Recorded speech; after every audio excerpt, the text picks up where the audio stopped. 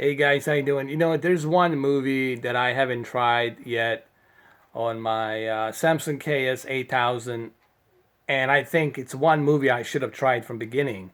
It's called Life of Pi from 20th Century Fox. It's a really great movie, man. It's about this Indian kid that lost his parents and got stranded on this little tiny boat with a tiger, very dangerous Indian tiger. But there's a bond between these two. The predator tiger that has an instinct to kill, and then a kid that's trying to survive, but they both bond together. It's a great movie. I mean, I highly recommend it. You guys check it out. The reason I'm using this as a reference because it's the perfect demo for HDR, especially on 1000 nits peak brightness and deep black levels of quantum dot color. And here, I'll try to point out certain things about HDR here if I can. Obviously, you guys cannot see HDR, but I'm going to try to point out certain things here. Like right here, see him drinking out of that yellow plastic jar or can or whatever it is. And see how here everything's red as it should be red on the boat, and his pants are all yellow and dirty, and that jar, that plastic yellow jar he's holding, it's as orange as it can be. Uh, Obviously, you guys cannot see this, but I can see it, and the only reason I'm able to see this, you see like how tiger, it's all perfectly lit up with orange, white, and gray on the sides. It's because that peak brightness nits, 1000 peak brightness nits, truly pops out on this screen, and it has that wide color gamut. When you have the 1000 peak nits popping out and the wide color gamut with quantum dot technology and of 1 billion colors and the deep black levels, this is exactly the results you're gonna get with the high dynamic range. And this is how high dynamic range should be experienced.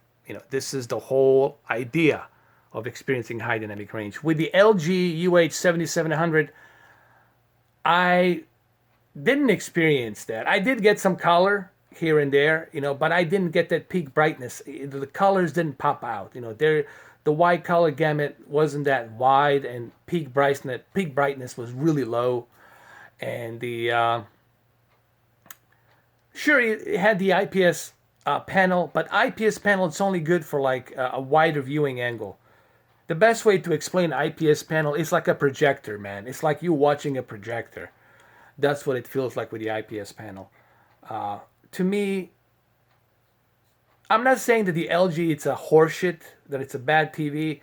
It's not a bad TV, but for the same price, you could enjoy true potential of high dynamic range.